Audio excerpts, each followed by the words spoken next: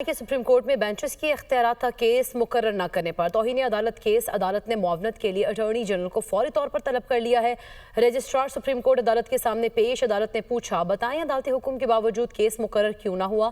Registrar ने कहा, यह केस आईनी बेंच का था, गलती से रेगुलर बेंच में लग गया था। जस्टिस अकील अब्बासी ने इस्तफसार किया कि अगर ये गलती थी तो अरसे से जारी थी, अब इदराक कैसे हुआ।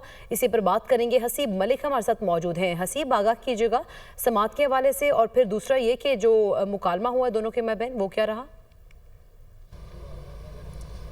देखिए, ये बेंचेस के इख्तियारात से मुताल्लिक केस के हवाले से ये केस था, जिसके ऊपर आज दो रुकनी ये बेंच है, जस्टिस मंसूर अली शाह और जस्टिस अकील अब्बासी पर मुश्तमिल जो समाअत कर रहा है। और अदालत में रजिस्ट्रार जो हैं सुप्रीम कोर्ट, वो अदालत में पेश हुए और अदालत की जानिब से ये इस्तफसार किया गया कि अदालती हुक्म के बावजूद जो केस है वो क्यों नहीं समाअत के लिए मुकर्रर किया गया। जिसके ऊपर रजिस्ट्रार की जानिब से ये बताया गया कि ये आइनी बेंच का केस था और गलती से रेगुलर बेंच के अंदर लगा। जिसके ऊपर जस्टिस अकील अब्बासी की जानिब से ये रिमार्क्स दिए गए कि ये इस गलती का इतनी देर से इदराक कैसे हुआ और क्यों हुआ। जिसके ऊपर जो रजिस्ट्रार थे उनकी जानिब से बताया गया कि बेसिकली इसके ऊपर जो है कमेटी का इजलास हुआ था, जिसके ऊपर ये फैसला किया गया कि 27 जनवरी को जो टैक्स से रेलिवेंट जो केसेस होंगे वो जो है मुकर्रर किए जाएंगे। जिसके ऊपर अदालत की जानिब से जस्टिस मंसूर अली शाह की जानिब से ये इस्तफसार किया गया कि जो